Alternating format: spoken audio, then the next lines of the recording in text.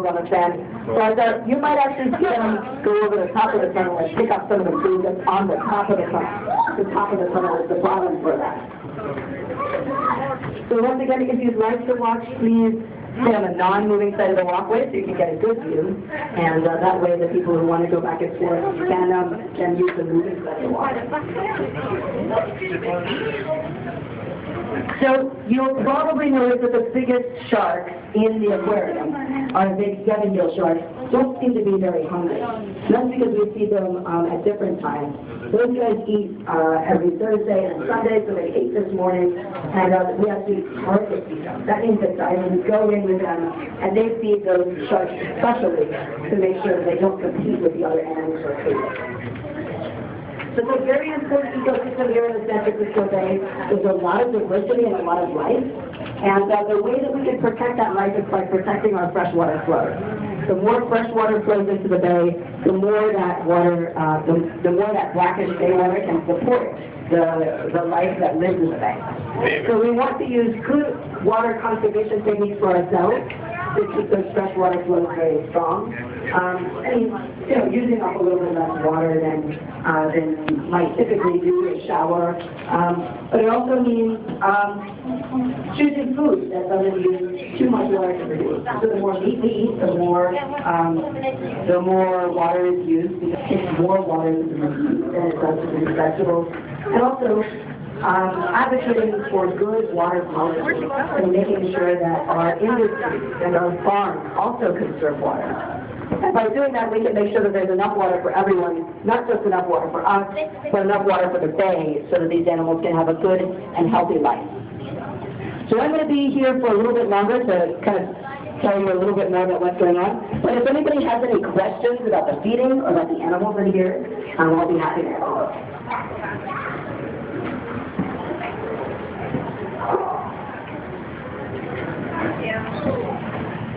You guys have any questions? Okay.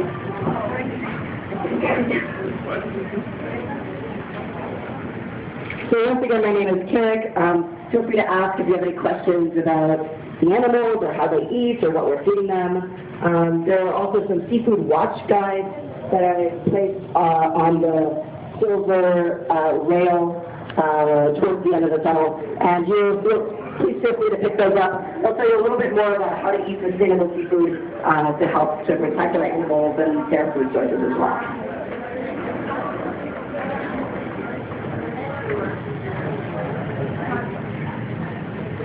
Great question. So why don't we feed them the animals alive? That is a really great question. For one thing, when we feed them animals that are already dead, we think it's a little bit more humane because they can hurt themselves or each other trying to chase down live food. And also it allows us to get in a lot of food at once and put it in a freezer and keep it. Because if we have to keep live food someplace, we need a much bigger facility to store it while it's still alive.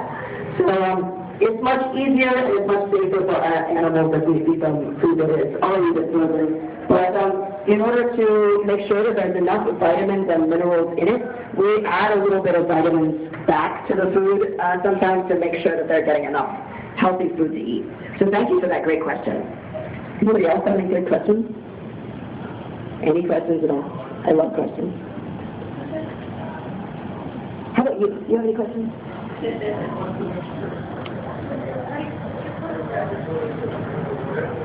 Oh, great question. So calamari, squid, common market squid, if you get calamari out on the pier, that's exactly the same kind of squid that you're eating. It's actually the same quality, it comes from the same distributors.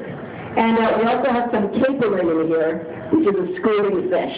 So if you see parts of fish in here, those are the schooling fish called capelin. They're similar to sardines, and they're not commonly used for human food, but they're really great food for our animals. So thanks for asking. They are harvested in this area by local fishermen and distributed locally, not necessarily out of the bay itself, but nearby.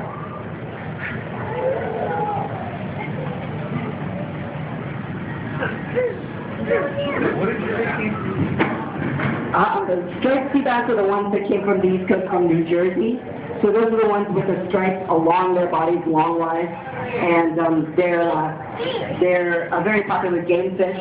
So when somebody moved out here about 100 years ago from the East Coast, they wanted to fish their favorite game fish, so they ordered a bunch of striped sea bass from New Jersey to be shipped across the country on a train. And that's how those guys originally got here. And now we have a thriving population, a little bit too thriving, if you ask me. But the good news is that our seven-gill sharks, we don't occasionally eat them if they're out in the wild. So they are starting to become a food source for others.